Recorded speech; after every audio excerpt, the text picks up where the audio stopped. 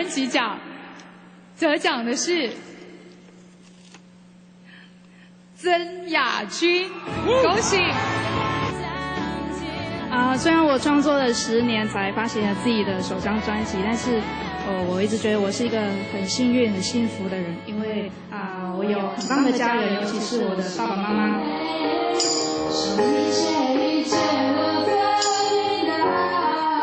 新竹北埔慈天宫前的庙城，这个夜晚特别热闹，因为北埔的女儿金曲奖客语最佳专辑的得主曾雅君回乡登台开场。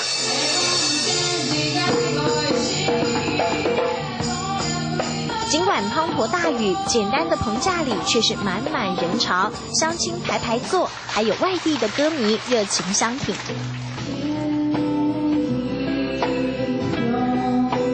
一群人中，曾爸爸最投入，因为眼前的雅君是他愿意全心全力付出的宝贝。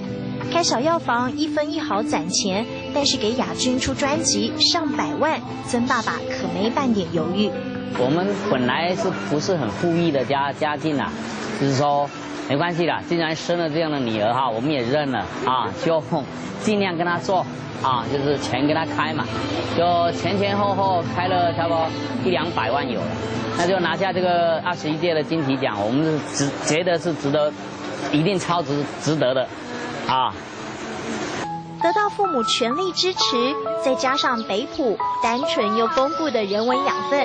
让雅君从小就展露天分。可能好像很小的时候就开始创作了，对不对？那大概写第一首歌大概是什么时候？我小时候快要升3年级那个暑假，妈妈买一台小的电子琴嘛，我就是从那时候开始玩的。小心。如今创作的技法越来越纯熟，跳脱客家传统歌曲的框架，蓝调、爵士融合后，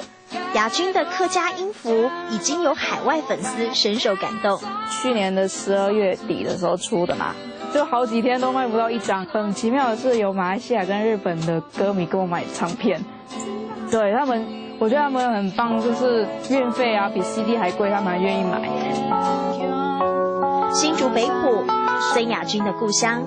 这里有父母满满的爱，完整的客家创作元素，给雅君走向世界的能量。我会比较希望可以把这个东西带到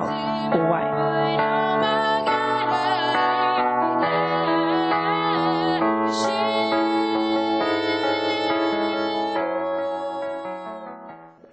父母对孩子的爱总是无私，客家子弟对文化的执着永远不灭，让我在新竹北埔遇到我的感动时刻。